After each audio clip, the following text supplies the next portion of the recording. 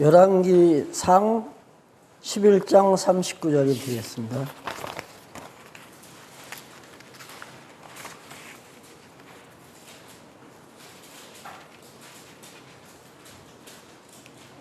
열왕기상 11장 39절 말씀. 내가 이로 말미암아 다윗의 자손을 괴롭게 할 것이나 영원히 하지는 아니하리라 하셨느니라 한지라. 한 절 더 보겠습니다. 열왕기하 47장 8절. 하 47장 8절 되겠습니다.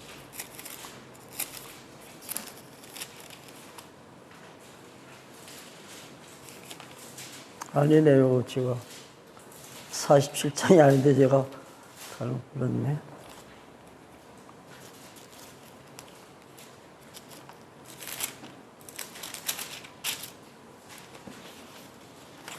제가 잘못 기록한 것 같은데 여기는 한 절만 보겠습니다.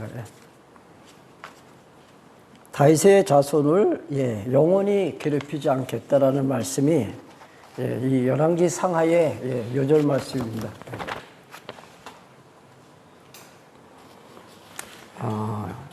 이제 우리가 열왕기서를 이제 공부하면은 솔로몬 그 다음 그 아들이죠.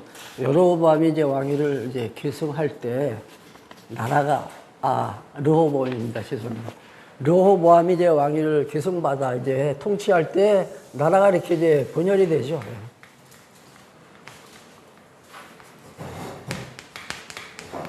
다윗의 아들 솔로몬, 그렇죠? 솔로몬의 아들 르호보암. 이때 이제 나라가 이렇게 갈라집니다. 마치 이제 우리나라에 남북으로 분단되듯이 이제 이스라엘도 똑같이 남쪽 유다하고 북쪽 이스라엘로 이렇게 나라가 이제 분열이 됩니다. 근데 이제 우리가 오늘부터 공부하게 된 이 열왕기 상하의 주제는 이탈왕조.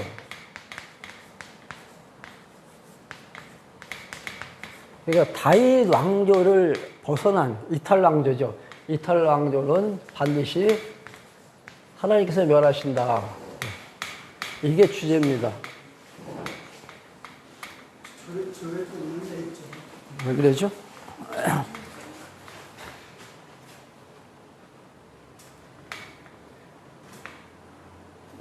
예, 됐습니다. 하나에서 흔들거리는 거죠. 제가 읽으려고 하다가 찾지 못해가지고 지금 읽지 못한 그 규절이 있습니다. 열왕기 하에 나오는데 유다 지파 외에는 남은 자가 없더라. 그러면 똑같은 말씀이죠. 하나님께서 이제 다윗의 왕조를 영원까지 보존시켜 주시겠다고 약속하셨기 때문에 남쪽, 북쪽 모두가 다 범죄하지만 타락하지만 하나님께서 이 남쪽 유다는 끝까지 지켜주십니다. 언제까지? 예수님께서 오실 때까지. 그래서 실로가 오시기까지 하나님께서는 유다의 왕위를 계승시켜 나가시겠다고 하신 약속 때문에 계속 이어갑니다. 이 타락과 관계없이 남쪽 유다는 보호를 받습니다. 그러나 북쪽 이스라엘, 즉 다윗 왕조를 벗어난 이탈 왕조, 이 북쪽은 하나님께서 왜? 범죄했기 때문에 하나님께서 멸망시킨다는 얘기죠. 같은 범죄를 할지라도 하나님께서 기뻐하시는 자는 하나님께서 다시 구원시켜 주시고 또 하나님께서 싫어하시는 자, 그는 하나님께서 멸망시킨다는 얘기입니다. 이게 우리가 이제 공부하게 되는 하나님의 공의입니다. 우리가 알고 있는 공의는 뭡니까? 선행을 하면은 상급을 받고 그 악행을 할 경우에는 징벌하는 것이 우리들이 생각하는 공의죠. 그래서 하나님도 그런 하나님이라고 많은 사람들이 알고 있습니다. 그렇다면 그 하나님은 인과응보의 하나님 또는 신상, 뭐라 그러죠? 인과응보, 그 다음에 상선보라. 갑자기 생각이 안 나네요. 하나님은 사실 인간의 어떤 그 행위에 따라서 하나님께서 벌도 주시고 또 하나님께서 또 상도 주시는 그런 하나님이 아니라는 얘기죠. 그래서 우리가 꼭 이제 기억할 것은 성경이 말하는 하나님은 공의 하나님이다. 할 때 이 공의는 하나님은 당신의 뜻대로 이루어가시는 분이다. 택자는 구원하시겠다고 약속하셨고 불택자는 하나님께서 버리신다 그랬죠. 또 이 다윗 왕조를 떠난 북쪽 이 이스라엘 왕조를 하나님께서 멸망시키시겠다고 약속하셨습니다. 다 예언된 바 있습니다. 그래서 북쪽은 하나님께서 이제 멸망시키는 것이 바로 이 열왕기서의 주제. 그리고 오늘 아까 읽어드린 그 말씀과 같이 그러나 내가 다윗 자손은 영원히 괴롭히지 않겠다. 너희들이 잘못했을지라도 영원히 괴롭히지 않는다는 것은 뭐예요? 잠깐 하나님께서 진노하시고 징계하신다는 얘기죠. 이걸 우리가 사랑의 매다 그렇게 제가 늘 말씀드렸죠. 이 기간이 이스라엘 백성들의 포로 기간 70년입니다. 70년 포로 생활을 하는데 그러나 다시 귀환시킵니다. 곧또 예루살렘으로 다시 보내지 하나님께서. 그러니까 영원히 괴롭히지 않겠다. 사실 이런 말씀이 있게 우리가 지금 살아갈 수 있는 어떤 힘이 생기는 거죠.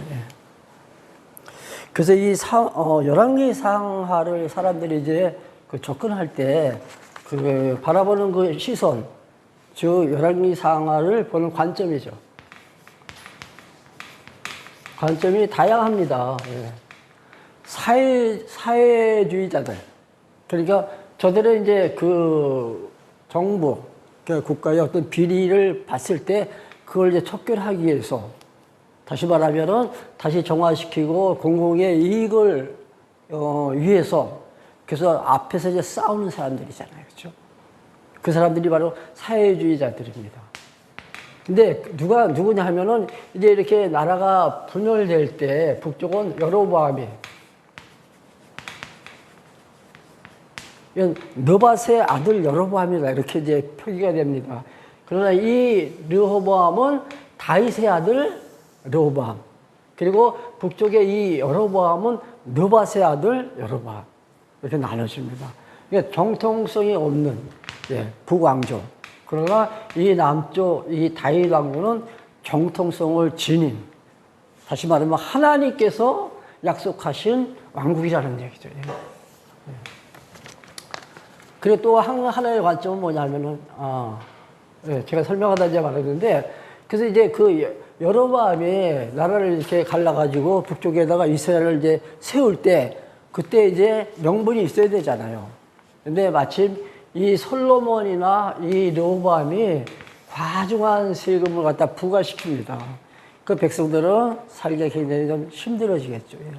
세금도 그렇고 또 힘든 그 노역을 시키니까는 백성들의 그 원성이 잦을 때 그때 이 여로보암이 백성들의 마음을 사죠. 한숨을 사가지고 자기를 따르는 추종 세력을 갖다 결집시켜가지고 이제 반기를 드는 거예요. 반기를. 그래가지고 이제 다윗이 이제 수완이 차서 이제 죽기 직전이죠. 그때 여로보암이 내가 왕이다 하고서 만세를 부릅니다. 자기가 왕이라는 얘기죠. 근데 이제 그 소식을 나달이 누구한테 전해주냐면은 그 다윗의 초 밧세바. 다윗의 아내가 많죠. 근데 이 밧세바 하면 우리가 잘 알잖아요. 그렇죠? 우리의 아내를 다윗이 범한 사건이죠. 그 밧세바입니다. 이 밧세바가 이제 왕을 찾아갑니다. 당신께서 전에 나에게 약속해 주시지 않았습니까? 무슨 약속이냐면은 내 뒤에 태어날 너를 통해서 태어나는 이 솔로몬이 왕위를 계속 받을 것이다. 이렇게 당신께서 약속을 하셨는데 지금 누가 이 여로보암이 지금 쿠데타를 일으키고 있습니다. 그래서 그 말을 들은 이제 다윗이 그때 솔로몬을 이제 왕으로 이제 임명하죠. 그래서 솔로몬이 이제 그 기름을 부음받고 그리고 이제 왕이 됩니다.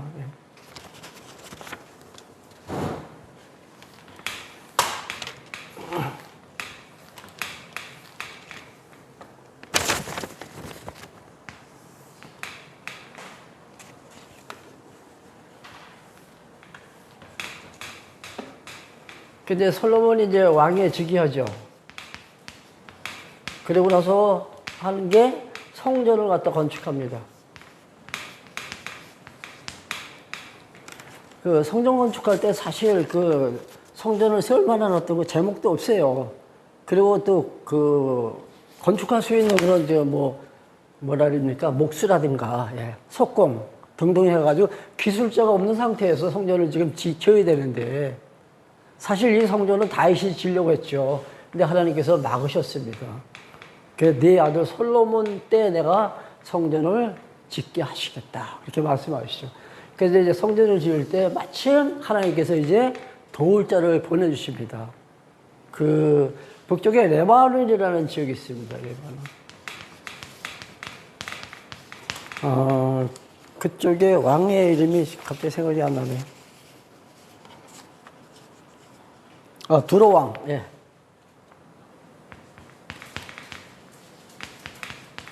그 이스라엘 북쪽입니다. 북쪽에 그 두로왕이 이제 레바논 지역에 있는 백향목을 갖다가 이제 배에서, 예, 네, 지원해 주죠. 그러니까 이 백향목이 다시 이제 자세히 말씀드리겠지만은 굉장히 그 추운 지역에서 자란다 그러죠. 그 수명도 엄청 길대요. 그래서 보통 나무하면 나이테가 있잖아요. 근데 백향목은 나이테가 없다는 얘기가 있더라고요. 그리고 태우면은 재가 안 생기고, 연기도 안 생기고. 그리고 이 향이 얼마나 좋은지 건축하면은 그 집안에 그 아주 그 향이, 그 좋은 향이 이렇게 진동할 정도로. 그렇게 나무가 아주 좋은 제목인데 이 백향목을 두로왕이 지원을 해주는 거예요. 그리고 이 성전을 지을 수 있는 그 기술자들을 다 보내줘요. 그래서 이 성전이 완공이 됩니다. 근데 성전이 이제 완공됐을 때 그때 솔로몬이 고백을 하죠. 이 성전은 하나님께서 지으셨다. 하나님께서 약속하신 대로 그분이 지으셨다. 이게 상 8장 20절 있습니다. 열왕기상 8장 20절. 하나님께서 약속하신 대로 그분이 지으셨다. 그리고 바로 그 전에 보면 6절에 보면은 이제 법궤. 하나님의 궤죠. 이 법궤가 지금 현재 어디냐 하면은 다윗성에 안치되어 있다 그랬죠. 다윗성의 휘장 가운데 있는 이 법궤를 이제 이동해가지고 지은 이 성전 안에 내소라고 있어요. 내소. 지성소죠. 지성소 안에다가 법궤를 갖다가 안치시킵니다. 예. 이런 작업이 다 이제 끝나죠. 사실 이제 그때부터 이제 솔로몬에는 영화가, 독일 영화가 이제 시작이 됩니다. 근데 모든 것이 다 잘 될 때 우리가 특히 주의를 해야 되는데 조심하고 솔로몬은 그때 실수를 하게 되죠. 그때부터 솔로몬이 이제 수많은 여인들을 이제 국내로 데려옵니다.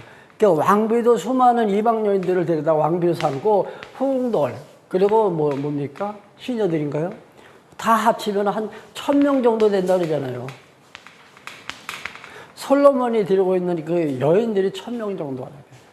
근데 저들이 올 때 그냥 오는 것이 아니라 각자 자기들이 섬기던 우상을 그냥 다 가지고 와요. 결국은 이 우상을 어디에다가 진열을 시키냐면은 나중에 이 성전 안에다가 우상을 진열을 시켜요. 하나님 보시기 어떨까요? 하나님 보시기. 이게 솔로몬의 이제 타락입니다. 이방 여인을 갖다 왕비로 그렇게 삼고, 그리고 그들이 가져온 이 우상 단지를 갖다 성전 안에다가 진열시킬 정도면 알아볼 만하잖아요. 그래서 이제 이어지는 것이 바로 이제 이탈 왕조의 이제 결과. 물론 이제 솔로몬뿐만이 아니고 북이스라엘도 같이 이제 범죄하잖아요.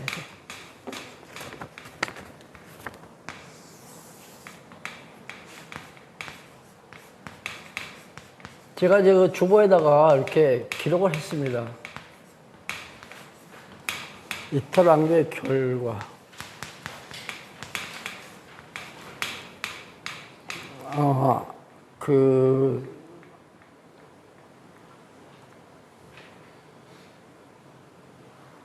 솔로몬 다음에 아까 르호보암이라고 했죠, 르호보암.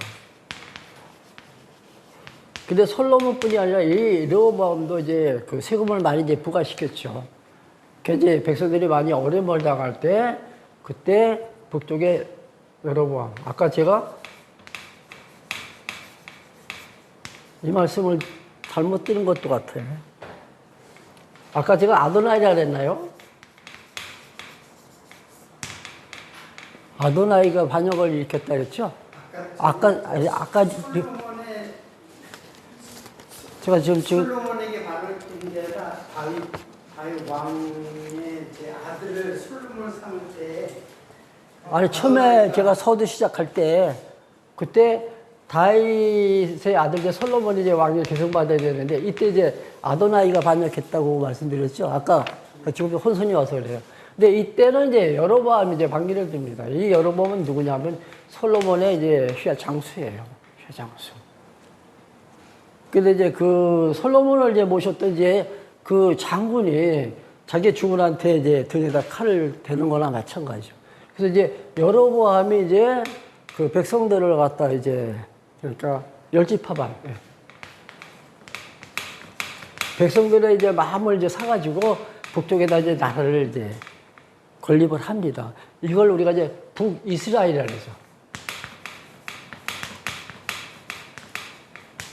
이때도 역시 마찬가지예요. 이때도 백성들이 너무 힘드니까 그 틈을 타가지고 이제 그 여로보암이 백성들의 마음을 산 거예요. 그래서 내가 잘 살게 해주겠다. 그래서 사람들이 가장 그 가치 있다라고 생각하는 것이 바로 이 재산이잖아요. 재물. 그렇죠? 힘들 때 내가 너희들 먹고 사는데 지장 없이 잘 살 수 있도록 해주겠다라고 하면 사람들이 다 좋아할 거 아니에요. 그래가지고 세금도 내가 감면시켜주고 그리고 또 면제도 시켜줄 수도 있으니까 나를 따르라고 했을 때 백성들 10지파 반이 12지파 가운데 거의 대다수 다죠. 그러니까 베냐민 지파만 반 지파가 쫓아갔어요. 우리 그 사사기 공부하면서 12지파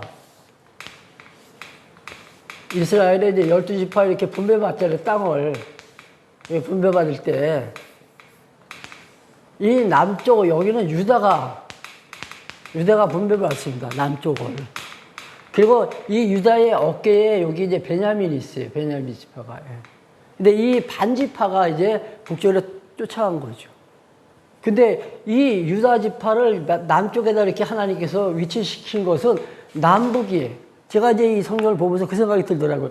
하나님께서 남북을 가르실 때 다 북쪽으로 따라가게 하게끔 남쪽 한쪽에다가 치우쳐서 유다 지파가 지역을 받았구나. 그런 생각이 들더라고요. 그건 제 생각입니다.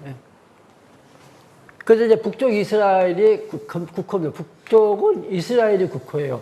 그렇다면 남쪽은 지금까지는 이 르호보암 이전까지는 남쪽이나 그때는 남북이 갈라지지 않았으니까 국호가 그냥 이스라엘이었어요. 이스라엘. 근데 이제 많은 지파가 이제 북쪽으로 다 갔으니까 이 북쪽을 이스라엘이라고 칭하고 남쪽을 유다라 이렇게 부릅니다. 이때부터. 국호가 바뀐 거예요. 그 성경에서 이제 우리가 읽으면서 유다 하면은 남쪽, 그리고 이스라엘 하면 북쪽 이렇게 이제 여기서부터는 새롭게 이제 국호가 바뀌어서 나옵니다. 그리고 이 남쪽에는 예루살렘이 뭐예요? 여기가 도성이죠. 북쪽은 사마리아입니다. 사마리아.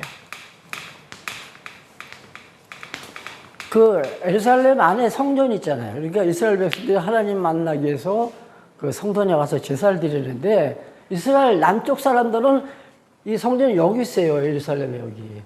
그러니까 그 성전을 찾아가서 제사를 드릴 수 있지만 이 갈라져서 분단된 이 북쪽 사람들은 성전이 없잖아요. 그러니까 이때 여로보암이 여기 단이라는 이 그 북쪽 그리고 요 남쪽 여기에 베델이 있습니다. 단과 베델 두 곳에다 산당을 졌어요. 산당을 짓고 거기서 우상을 만들고 이제부터는 여기서 우리가 여호와를 섬긴다.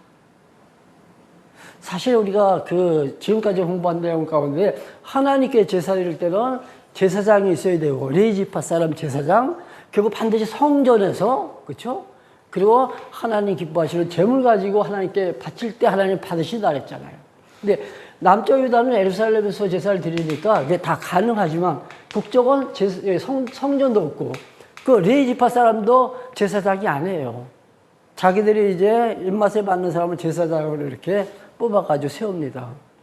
우리 그 관전매매라잖아요.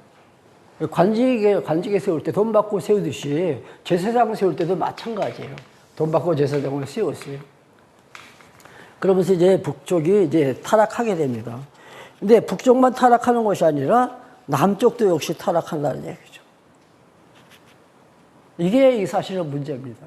남쪽도 역시 북쪽과 똑같이 죄를 범하는데 어디에 나옵니까? 에스겔서인가 보면은 남과 북을 이렇게 봤을 때 그 죄에 만약에 그 비중을 따진다면 어디가 더 죄를 많이 졌다고 하냐면은 이 남쪽이 훨씬 더 북쪽보다 배나 더 많은 죄를 범했다래요. 남쪽이.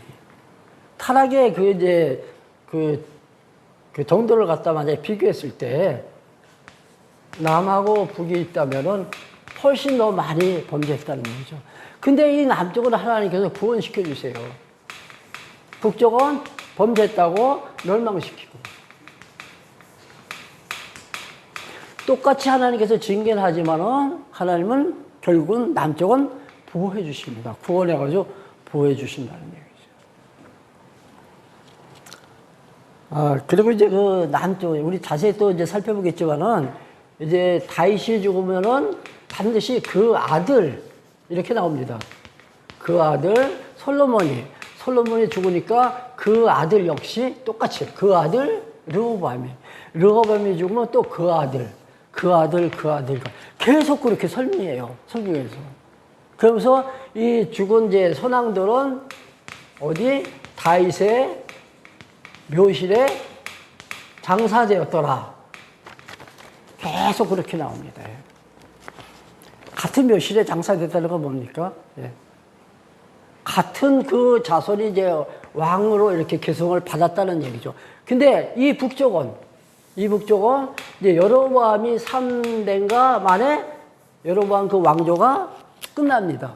쿠데타가 일어났든 하여튼 다른 왕조가 또 새로 세워져요.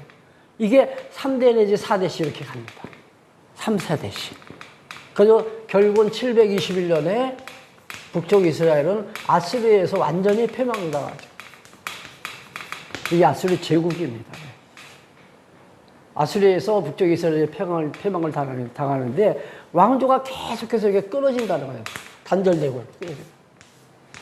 우리 출애굽기에서 이제 그 계명에서 배울 때 3, 4대 동안 하나님께서 어떻게 하신다 그러죠. 3, 4대. 그러니까 3, 4대씩 이렇게 가요, 보는. 그러나 남쪽에 하나님께서 베푸신 그 은혜는 뭐라 그랬습니까? 계명에 수천 대까지 이르리라 그래요. 수천 대. 이 수천 대라고 해서 영원이라는 의미예요. 영원. 그러니까 범죄할지라도 하나님께서 하신 그 언약은 영원히 이어진다. 너희들이 타락했지만은 내가 완전히 멸하지는 않겠다. 그래서 완전히 멸하시지 않겠다는 그 주제가 에레미야서에 나오죠.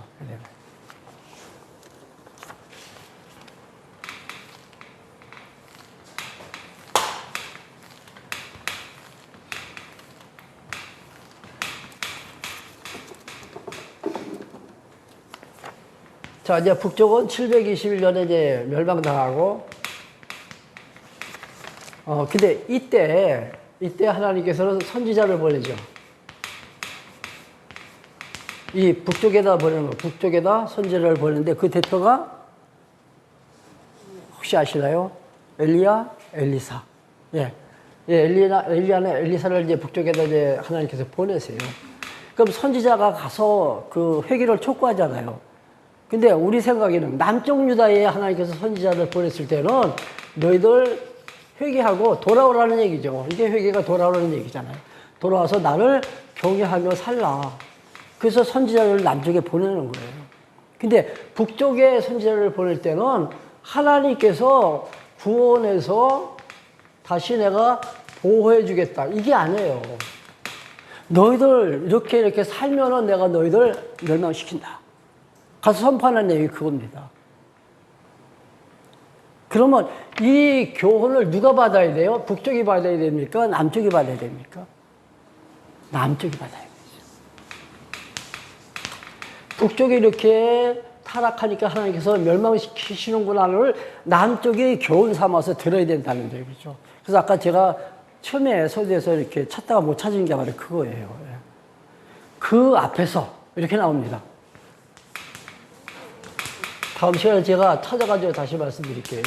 그 앞에서는 유다 앞에서 누구를 멸한다? 북쪽 이스라엘을 하나님께서 초설 멸망시켰다는 얘기예요. 누가 보도록, 누가 보는 앞에서, 남쪽 유다 백성들이 보는 앞에서 내가 북쪽을 갖다 초설 멸망시키겠다. 그들이 하나님께 범죄하니까. 그래서 이 북쪽 이스라엘의 이 존재의 의미, 왜 하나님께서 남북을 이렇게 갈리셨냐 이거죠. 남북을. 그 존재이면은 남유다를 교훈시키기 위해서. 그렇게 선지자들이 이제 북쪽에서 이렇게 활동하는데 엘리야나 엘리사 선지자가 활동할 때 그 선지자가 하는 말 가운데 보면은 이런 말이 있습니다. 내가 행한 대로 이렇게 표적이 나타날 때, 행한 대로 표적이 나타날 때 사람들은 내가 하나님의 종 선지자인 것을 저들이 깨닫는다리죠. 그러니까 선지자가 한 대로 이렇게 무엇이 이렇게 되었을 때, 표적을 행했을 때, 아, 이 표적을 행한 자가 바로 하나님의 종 선지자이구나. 이거 깨닫게 하시려고.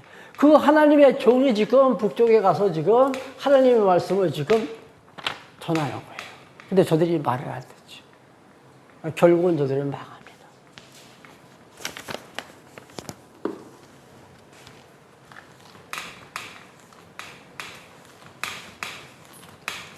북쪽 이스라엘이 이제 멸망당한 후, 그러나 남쪽 유다는 아직까지 이제 건재하죠.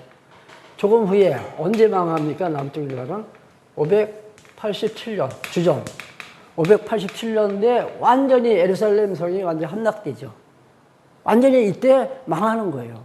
이때부터 시작해서 70년 동안의 포로 생활을 합니다. 70년간. 근데 이 망하기 직전에 그때 남쪽 유다를 통치했던 왕이 있어요. 여호아스. 예. 근데 그를 이제 애굽 왕이 이제 그를 갖다가 죽였던 거야. 포로로 잡아가잖아.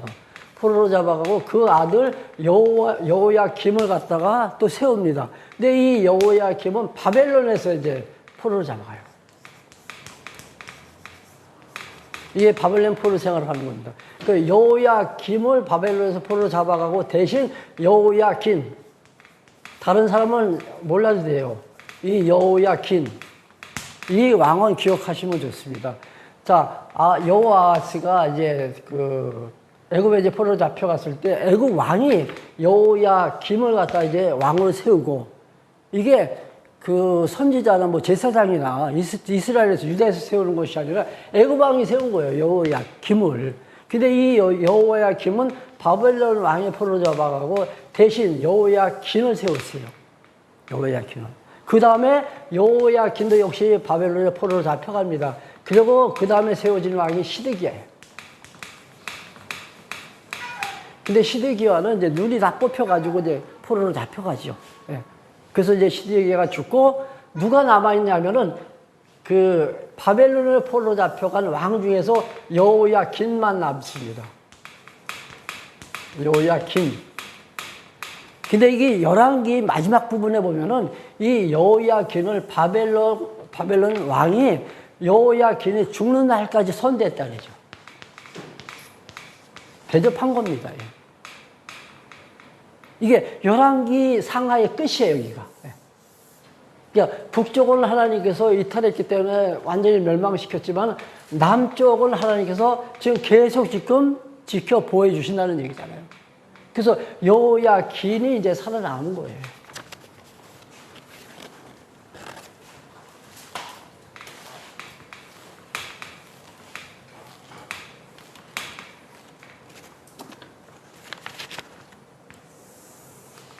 오늘은 이제 첫 시간이기 때문에 제가 결론적으로 이렇게 간단히 말씀드리는 거예요.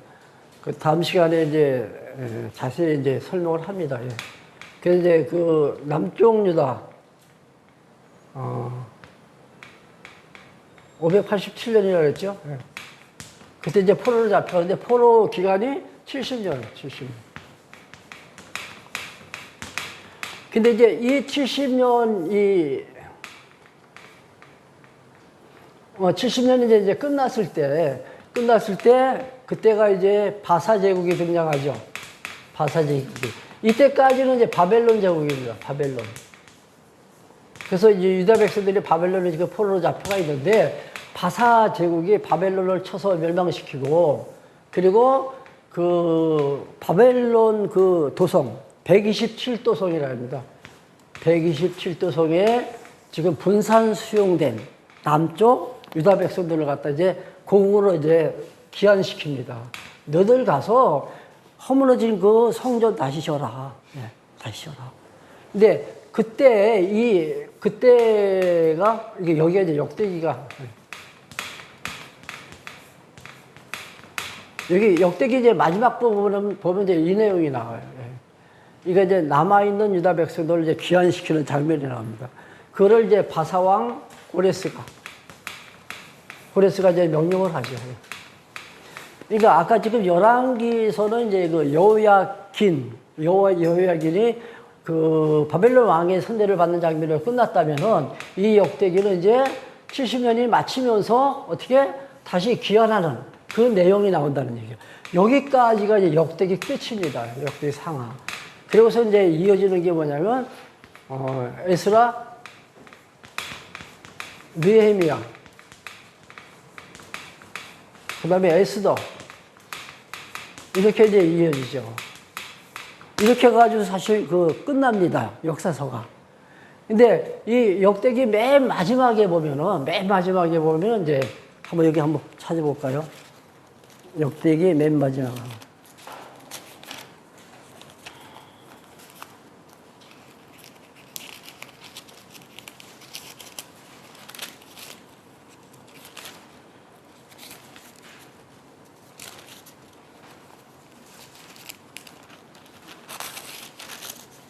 36장 23절 혹시 찾으셨나요? 36장 역대기 하 36장 23절입니다.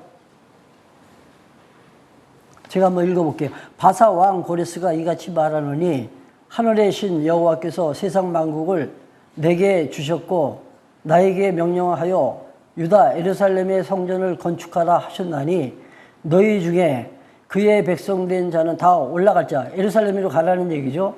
너희의 하나님 여호와께서 함께 하시기를 원하노라. 그 다음에 에스라 1장 1절 보세요. 에스라 1장 1절 그 다음에 나옵니다. 바사왕 고레스 원년에 여호와께서 에레미야의 입을 통하여 하신 말씀을 이루게 하시려고 바사왕 고레스의 마음을 감동시키심에 그가 온 나라에 공포도 하고 조소도 내려 이르기를 바사왕 고레스는 말하노니 하늘의 하나님 여호와께서 세상 모든 나라를 내게 주셨고 나에게 명령하사 유다 예루살렘의 성전을 건축하라 하셨나니 이스라엘의 하나님은 참 신이라. 너희 중에 그의 백성된 자는 다 유다 예루살렘으로 올라가서 이스라엘 하나님 여호와의 성전을 건축하라. 그는 예루살렘에 계신 하나님이다. 이 역대기 마지막 부분에 나오는 내용이 에스더서 1장 1절에 똑같이 나온다는 얘기예요. 성경이 이렇게 이어져요. 그러니까 성경이 토막토막 이렇게 달라지면은 그건 생명이 없습니다. 우리 지금 공부하는 그 구조가 맥을 따라서 계속 여기까지 왔잖아요. 창세기부터 시작해가지고. 하나님께서 약속하신 그 약속이 이어지는 그 과정을 보면은 맥이 끊어지지 않고 계속 이어진다는 얘기죠. 그래서 이제 이 에스라서에 보면 이제 지금 가서 성전 지라고 했을 때 1차 기한이 있습니다. 기한을 세 차례에 걸쳐서 기한을 하는데 1차 기한, 3차 기한까지 있어요. 1차 기한은 이제 스룹바벨이 이제 그 유다 백성들을 이제 데리고 예루살렘으로 옵니다. 근데 스룹바벨은 유다 지파예요. 이것도 꼭 기억하신대요. 스룹바벨은 유다 지파다. 그리고 2차 기한은 느헤에스라인가요? 3차는 느헤미야가 또 인도하죠. 그러니까 1차에서는 성전을 이제 건축하죠. 건축하고 제사를 지냅니다. 그 2차 기한 때는 무너진 성곽을 다시 중건하고 그 이스라엘 왕국을 갖다 세우죠. 맞나요? 3차가 그거 같으래. 제가 잘 지금 헷갈리는 것 같아서 여기서 중단할게요. 저 앞으로 계속 이제 공부할 거니까, 예. 그 중단됐던 이제 그 제사도 다시 회복시키고, 무너진 성곽을 다시 중건해가지고 왕국을 갖다 다시 또 이제 복원을 시킨다는 얘기입니다. 그리고 이제 3차가 지금 잘 가물가물하네요, 제가. 오늘 이제 간단하게 이렇게 정리를 해드렸는데, 우리 자세한 내용은 다음 시간부터 이제 아마 몇 주간에 걸쳐서 아마 할 거예요. 예. 그 이탈된 그 과정 설명하고, 그 다음에 이탈되었을 때 그 결과에 대해서, 그리고 또, 하나님께서 이제 진노하실 때 북쪽은 멸망시키지만 남쪽은 하나님께서 끝까지 지켜주신다. 그 이유는 약속받은 민족이기 때문에. 이것이 곧 하나님의 공이다. 하나님의 공이다. 그래서 아까 실로가 오실 때까지라고 했는데, 이렇게 지금 그 70년 포로 생활 동안에 사실 왕이 통치를 못 했잖아요. 이때. 그럼 정부가 없다는 얘기죠. 이게 무정부 상태입니다. 어떻게 보면. 제가 이 말씀을 이제 준비하면서 한 가지 생각한 것이, 우리나라의 건국절이 언제라고 생각하시나요? 죄송합니다, 제가. 민감한 내용 같아서, 예. 조심스럽게 말씀드리는 건데, 우리나라의 건국절. 한쪽에서는 뭐라 그래요? 광복절을 건국절이라 그러고, 한쪽에서는 임시정부가 수립됐잖아요. 36년 동안에 임시정부가 수립돼서 그때를 건국절이라 그러고, 건국절은 언제예요? 이스라엘의 건국절은 언제입니까? 다윗으로 하여금 왕국을 건립했을 때, 그때가 건국절이잖아요. 근데 70년 동안 지금 무정부 상태라는 얘기죠. 그럼 나라가 없어졌냐면 그건 아니죠. 다시 70년 끝나고 다시 고국으로 돌아갔을 때 그때가 건국절은 아니라는 얘기죠. 이미 이스라엘은 다윗으로부터 출발된 왕국입니다. 그 왕국이 이 70년 포로 생활 속에서도 하나님께서는 끝까지 지켜주셨다. 왜? 당신 약속이 있었기 때문에. 내가 너희들을 때리지만은 끝까지 너희들을 때리지는 않겠다. 이게 하나님의 은혜죠. 바쁘시면 나가주세요. 다 끝났습니다. 기도할게요. 하나님 아버지, 오늘도 우리들 모아주시고 말씀 가운데서 교제케 하심을 감사합니다. 정말로 은혜의 하나님됨을 오늘도 말씀 속에서 다시 한번 찾아 주를 경외하는 아름다운 마음을 주심을 감사합니다. 우리가 살아가면서 늘 주 앞에 바로 서게 하옵시고, 주님 인도하심 따라 순복할 때 기뻐 찬송 부르며 따라갈 수 있는 저희들이 다 되어지게 하옵소서. 우리 주 예수 그리스도의 은혜와 아버지 하나님의 크신 사랑하심과 성령님의 교통하심이 무인무리 가운데 함께 계실지어다. 아멘.